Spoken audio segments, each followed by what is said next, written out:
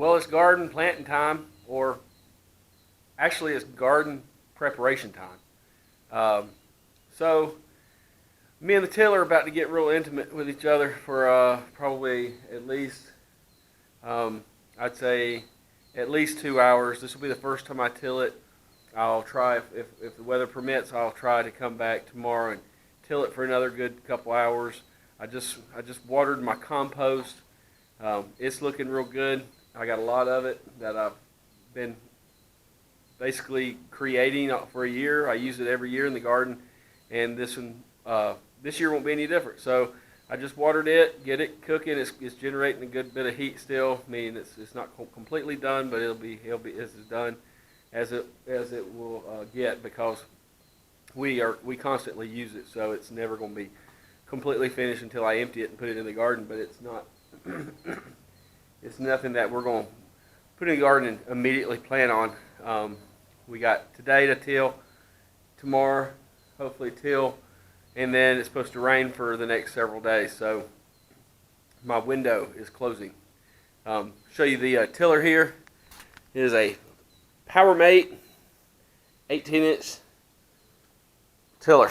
This thing is so, I don't know how well you can see it in here, but I tell you what, these tillers will work you to death. But these tine, they call these rear tine tillers, and they don't beat you up as bad. They're way easier than the front tine. Now I use that little Mantis tiller in the raised bed gardens, but this is what I'm going to be doing. This is approximately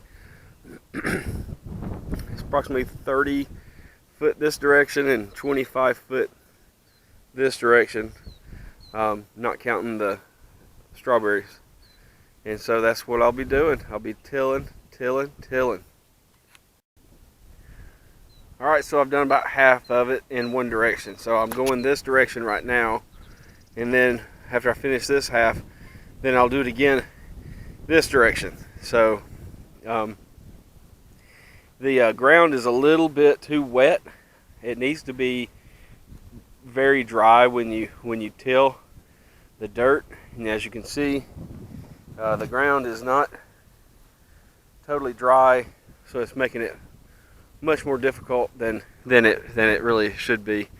If I had the luxury of being able to give it another 3 or 4 days without rain, this would be perfect. But it's what I got to work with. So getting this tilled, however, and letting it sit without any rain, it will help get it dry. So it should be much better tomorrow.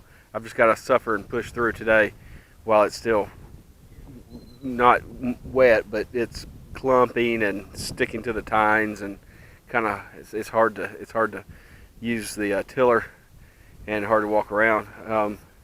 Saying I love this tiller is about like saying I love going to the dentist. I do appreciate what it does for me, but it will wear you out. So you just got to take it in strides, and especially if this were dry, I'd probably have this other half done by now, but it's not, so it's slowing me down. And then I'll just keep plugging away. Well, we got the garden tilled the first time, and whew, that will wear you out. I tell you what, this wet, and then I tried to take the straw. We pulled it from the garden because it was keeping it moist, which is a good thing unless you're ready to try to till it. So we pulled it and raked it all along the perimeter there. But then I started having problems. I couldn't tell when I was tilling. It was hard for me to tell when I was going in and out of the garden there. And then I almost started a little fire because the muffler was hot, and I was climbing up on a whole big old pile of straw. So I decided to rake the straw back in the garden and till it in. And man, mental note, next year do not try to till in straw. This would have been way, way better if I'd have taken and ridden over this with a lawnmower before I tried to till it in and just chop up that straw. But as it is, trying to till all that straw into the garden, man, oh man, he is skiing on top of it, and oh wow. So I won't do that again, but that'll be some good. That'll be some added compost to the soil. It'll work out good, and I'll get back out here tomorrow and I'll add my amendments to the soil and finish tilling up this garden, getting it ready to plant. Alright, so we're back. Going to do some more tilling. First thing I'm going to do is put my amendments in the soil, and then I'll go get the compost and add that, and then I'll till that in. So I'll show you what I got going on the garden. Well, this is what I'm going to add to the garden. So we have 5 of these little bags, little 3/4 cubic foot bags. You can find these on sale from time to time. I think they're like 5 for $10. They're tiny, but you know, you get enough of them, it'll do some good for you. So I got 5 of those Miracle-Gro, and that's just a good slow release fertilizer. It's also good garden soil, a lot better than what we currently have. And I got a large bag here of 1 cubic foot. I believe that's what it is. Yeah, 1 cubic foot of Stay Green. Same thing as the Miracle-Gro, different name brand, and sometimes cheaper. And then I have a 40-pound bag of cow manure and compost that I'll add to that. I usually add a good bit more than just this, but this is what I have on hand, so we're going to have to make do with what we got. The other thing is the compost that I have in the 2 55-gallon barrels, the tumbling composters.